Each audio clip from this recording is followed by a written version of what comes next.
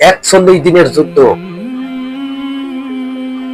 মানুষ হাহাকার লেগে আছে। প্রত্যেকটা রাষ্ট্রের ভিতরে অর্থনীতি চুরমার করে ভেঙে পড়ছিল। সেই স্বপ্ন মানুষের আবার ফিরে এসেছে। বিশ্বের মানুষ মনে করছিল এই যুদ্ধটা তৃতীয় বিশ্বযুদ্ধ রূপ নিতে পারে, কিন্তু ডোনাল্ড ট্রাম্প যুদ্ধ থেকে পিছে পৌঁছে গেল। এখন ভয়ঙ্কর ষড়যন্ত্র আবার চলছে। যুদ্ধ বিরতি হয়েছে, এটাও সত্য। 2 সপ্তাহের জন্য ইরানের উপরে কোনো হামলা করবে না। ইরানও আমেরিকার উপরে, ইসরায়েলের ভিতরে কোনো হামলা করবে না। তবে ইরান কিন্তু সাফ সাফ জানিয়ে দিয়েছে যুদ্ধ বিরতি হয়েছে, এটাও সত্য। যদি এই যুদ্ধ বিরতি লঙ্ঘন করা হয় তবেই কিন্তু মরণ কামড় দিয়ে দেবে ইরান।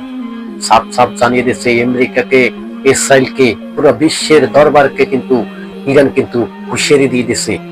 এই ইরান কিন্তু আগের মতো সেই ইরান নাই। মুসলিম উম্মাহর জন্য এই ইরান একটি কাজ করে দিছে। সেটি কি কাজ? সেটি আমেরিকার নত স্বীকার। জয় কিন্তু ইরানেরই হয়েছে, জয় ইরানের হয়েছে। ইরানের জয় এটি যে হবে, এটি কিন্তু বিশেষজ্ঞরা বারবার সতর্ক করছিল আমেরিকাকে। এখন যুদ্ধের মাঠ থেকে আমেরিকা পালানো শুরু করেছে। তারা যুদ্ধ করবে না বলে ঘোষণা দিয়ে দিয়েছে। যুদ্ধ বিরতি 14 দিনের, আর সময় আছে মাত্র 14 দিনের যুদ্ধ বিরতি। 14 দিন পরে কি ইরানের উপরে আবার হামলা চালাবে আমেরিকা? তবে এইবার যদি আবার যুদ্ধ আবার শুরু হয়ে যায়, তবে এবার কিন্তু এই যুদ্ধ বিরতিতে আনতে পারবে না। কেননা ইরান বুঝে ফেলছে এবার যদি যুদ্ধ বিরতি লঙ্ঘন করে, তবে এই যুদ্ধ হবে মারাত্মক যুদ্ধ হবে।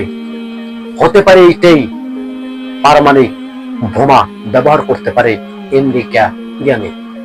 চীন, যার কথা শুনলে আমেরিকাদের পরাণের ভিতরে পানি থাকে না, ওই চীন কিন্তু ঘোষণা দিয়ে দিয়েছিল ইরানের কোন শহরের ভিতরে যদি একটা পারমাণবিক বোমা যদি ব্যবহার করা হয়, তবে উত্তর কোরিয়াও কিন্তু ছেড়ে দেবে না। উত্তর কোরিয়া যে যুদ্ধের মাস্টার কিম জং উন, সে কিন্তু সাফ সাফ জানিয়ে দিয়েছে আমেরিকাকে, যদি ইরানের উপরে কোনো পারমাণবিক অস্ত্র ব্যবহার করা হয়, তবে উত্তর কোরিয়া কিন্তু পারমাণবিক বোমা দিয়ে কিন্তু তার প্রতিরোধ করবে, তার প্রতিবাদ জানাবে। এটি ইরানের সফলতা। ইরানের সফলতা এটি যে উত্তর কোরিয়া ইরানের পক্ষ হয়ে আমেরিকার বিরুদ্ধে যুদ্ধের ঘোষণা দিয়ে দিয়েছিল। এখন ডোনাল্ড ট্রাম্প কি করবে? এই যুদ্ধ বিরতি কি ভেঙে কি আবার যুদ্ধ শুরু করে দেবে? আবার রক্তপাত, সেই যুদ্ধ বিরতি 14 দিনের বেঁধে দিয়েছিল। পাকিস্তানের শাহবাজ শরীফ, আসিফ মনির যুদ্ধ যদি আবার শুরু হয়ে যায়, তবে এবারও হবে রক্তপাত যুদ্ধ।